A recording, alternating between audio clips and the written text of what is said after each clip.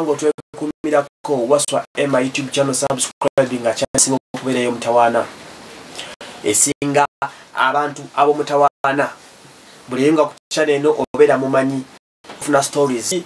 ennyonnyola yeyo analysis yeyo buli kimu kikuwanga oba okyagadde Trust Media Uganda onokuba ng'otwegattako n'osinkana omukugu waswa Emmanuel mbeera okuba nkutuusako buli kimu tubebaza mwena abasubscribers ne mutuwagira mu mbeera mwe tutambulidde era mbaagala nnyo babuladi muli bakyali bange nnyo mbatumira nnyo ne mbabuuzaako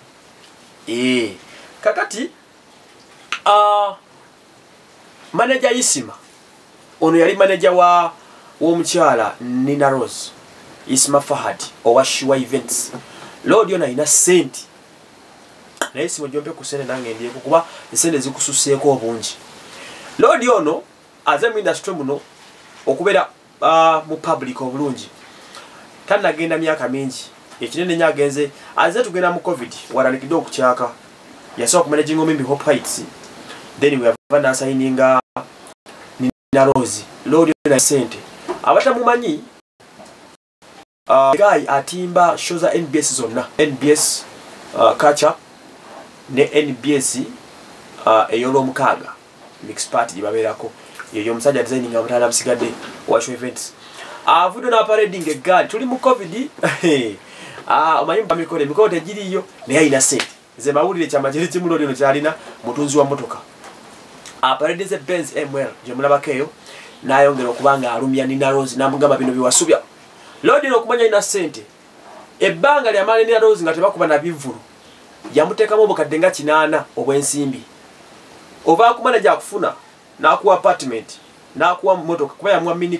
Cooper motoka ya bay n'amuwa buli kimu ky'omanyi oba okitegeera n'abayimbi abambi temutegeera bulungi naye omumbi akeera kumakya n'asuula omanager ngono n'obuuza what a hell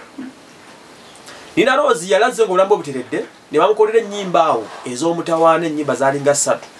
lakati ezatrendinga nnyo naye baali bazikoze nga world class songs naye munnange nempulira stories zaabwe zafuluma mbu discipline yagaana Nina Rose bugano n'afuluma n'agenda ewa Daddy Andre eyo Black Market Records ne balemagana n'asula otawero kati nategeddeko mbu ate ali mu kkaba maziga ayagala kuba nga ate adda wa manager we Isma Fahad Isma no yali amuvinze on ng'afunye omuyimbi omulala gwe bayita Joiranda gwe yajja mu the Texas management n'asobola kuba ng'akwasaganya emirimu oba kitegedde nnyo so bwe gutobeguli kakati no ayongedde okulumya Nina Rose n'amugaba bino by'osubwa n'aparading eggaali n'agiteeka awo gye mulabako eya black manager